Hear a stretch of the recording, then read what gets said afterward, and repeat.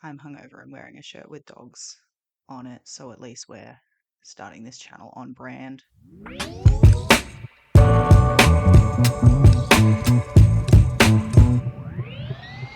Just trying to get something spooky out there for you. I'm just trying to get something. Just artfully draping a blanket over your TV so there isn't a glare. That's what the cool kids are doing. Hi, welcome. My name is Taylor, and this is going to be a book review place. If you're one of the about 48 people who watched the 5 booktube videos I made back in the day, I'm so sorry. But if you're not, hi, that never happened. We're starting fresh here on Ear of the Dog. Your first question is probably, Taylor, why is it called Ear of the Dog? That doesn't make any sense to me. Hi, Editing Taylor here. Just lying on my couch watching Married at First Sight. It turns out the person who didn't understand the reasoning behind my channel name was actually me, because the part where I explained it was so roundabout, so confusing, so nonsensical that I had to cut it out. Basically, it's a play on the phrase hair of the dog, which refers to the best cure for a hangover being drinking more alcohol. And basically, I've been in, a reading slump or a reading hangover for a number of years now, and I've decided to just bite the bullet. I've decided the best cure for that is probably just reading a decent book. And it also kind of references dog ear, like dog earing books to mark your place. It's just a combination of those two phrases. That was not as complicated as I made it out to be in the raw footage. Okay, back to me.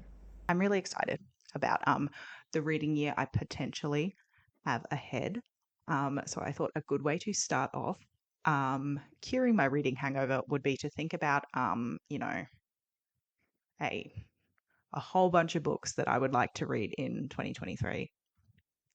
23 of them, to be exact. That's just a fun little thing I did there. Can we take a moment to appreciate these color coded notes I wrote, listing all the books down? It really is a new year and a new me, because you never would have caught me. You never would have caught me thinking things through in this kind of detail 6 months ago. So I've kind of divided this into two sections: books getting released, books coming out in 2023 that I would like to read, and then a much longer section of books released before that, because when it comes to the most hyped, the most well-reviewed books of the last couple of years, I'm really fucking behind. And I've also kind of divided these up by genre.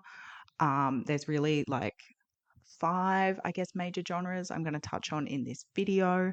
To say I won't be reading other things, but obviously I have, the stuff that I like we all do. So we're going to start off with the new release books first, and we're going to start off with the thriller, mystery, horror books I'm excited for first, because I am nothing if not a spooky bitch. And one of the books I am most excited to read this year is How to Sell a Haunted House by Grady Hendrix, because not only am I spooky, but I am also a comedy queen. I was so naive.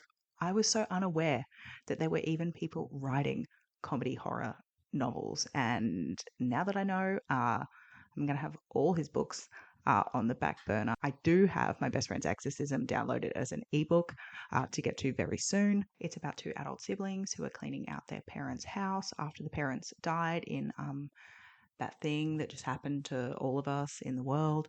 Were getting kind of paranoid before they died. The siblings are finding weird stuff around the house, like newspaper over the windows, the attic door's been nailed shut.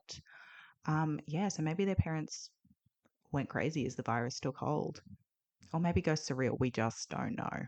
In the same vein, I'm looking forward to checking out A House with Good Bones by T. Kingfisher, which is set to come out in March. It is a Southern Gothic story, Is There Any Better Kind? It focuses on a woman called Sam returning to her mother's house in South Carolina after she gets a call from her brother saying their mum is acting real weird. And it turns out he was not exaggerating. Sam's going to have to start snooping around if she wants to find out the truth. And based on the synopsis on Goodreads, I'm getting the vibe that things are going to get a little bit scary. Another book coming out in January that I'm really desperate to check out is Bad Cree by Jessica Johns. It begins when our protagonist Mackenzie wakes up from a very vivid dream where a murder of crows are attacking her to find she has a severed crow's head in her hand. I frankly can't think of a more explosive beginning of a book. And the synopsis on Goodreads just sounds so good.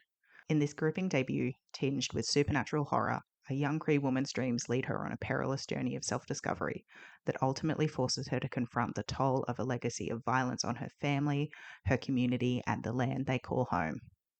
Yes. And the final 2023 horror release I'm excited for is Mr. Magic by Kiersten White. This is not due out till August, and I am a little bit nervous about it. I've seen a lot of BookTube reviews for Kiersten White's last book, and they were not positive. But this book sounds kind of like the part of Jordan Peele's Nope that I really enjoyed.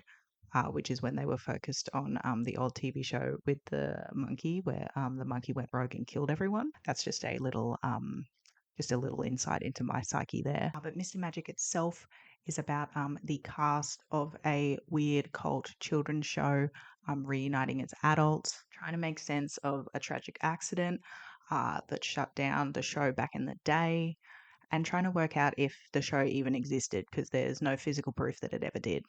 If you're familiar with copypastas from the early 2000s, it sounds like we're all about to get candle code. The next genre I would like to touch on in this video is fantasy, because I am mainly a spooky bitch, but I am also someone who's constantly seeking escapism from any problem I experience in life. So naturally, I have a fair few fantasy selections on this list. The first one I want to talk about is maybe my most anticipated book of the year. It's a sequel to a book I really recently read, and that is The Shadow Cabinet, which is the sequel to Her Majesty's Royal Coven by Juno Dawson.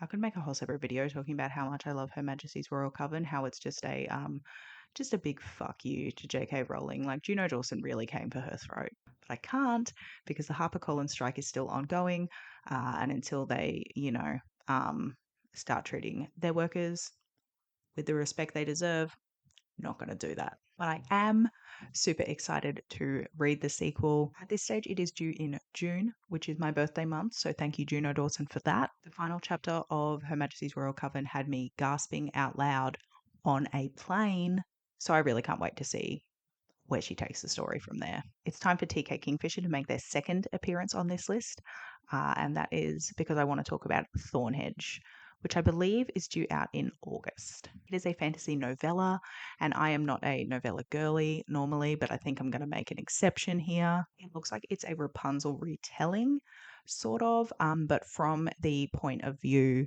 of a side character who I don't think is referenced in the original story. And, I can get, gooped and gagged by a retelling as much as anyone. So I'm ready to see whether I will be gooped and or gagged. I also really want to check out The Last Tale of the Flower Bride by Roshani Chotsky. It's due out in Feb, and it looks like it's just going to be your classic gothic fantasy story. It's about a young man who's a myth scholar. Cool.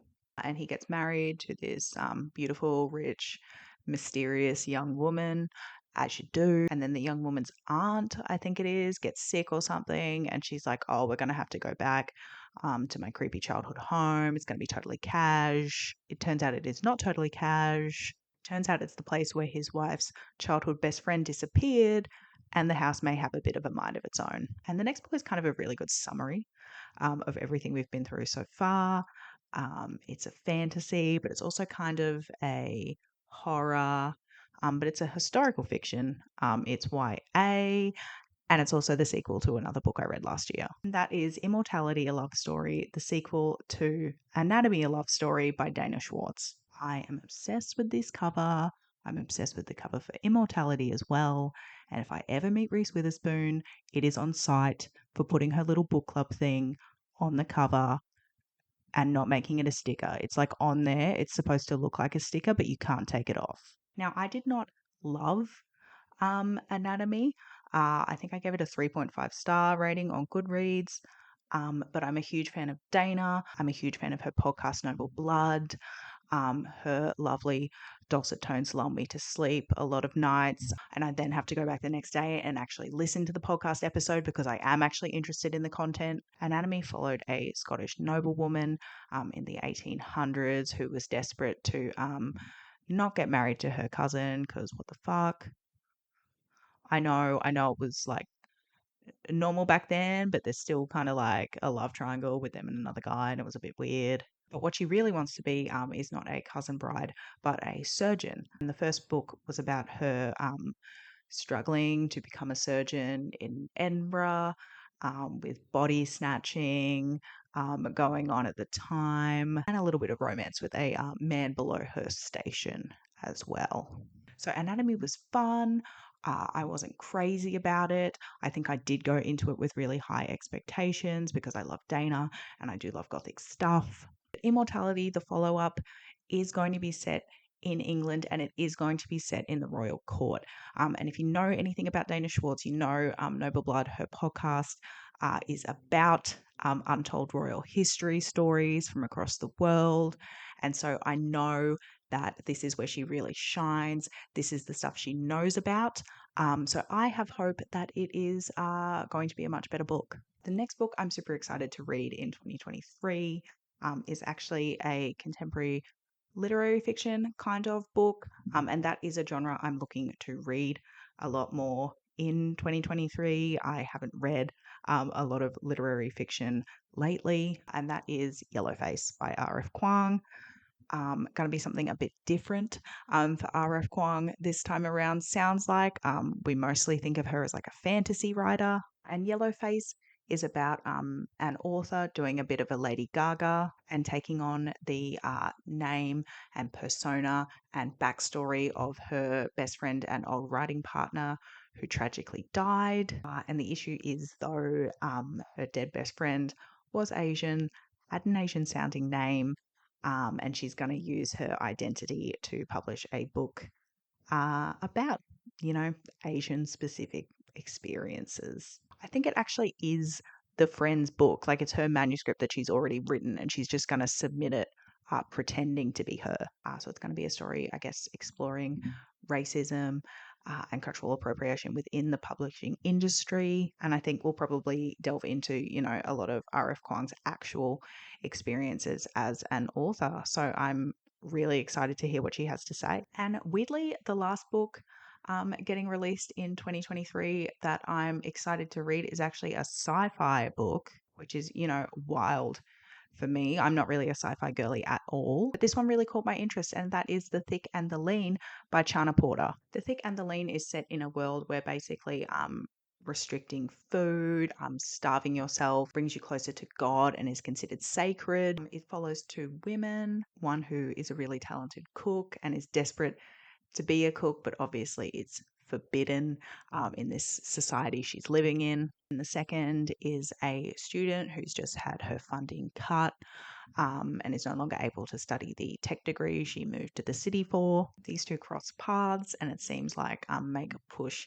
together for freedom from society's expectations around body image, freedom from just capitalism, a capitalistic society in general. So while it's not, a genre I would normally read, it does explore issues I care about. So for that reason, I would be more than happy to check it out.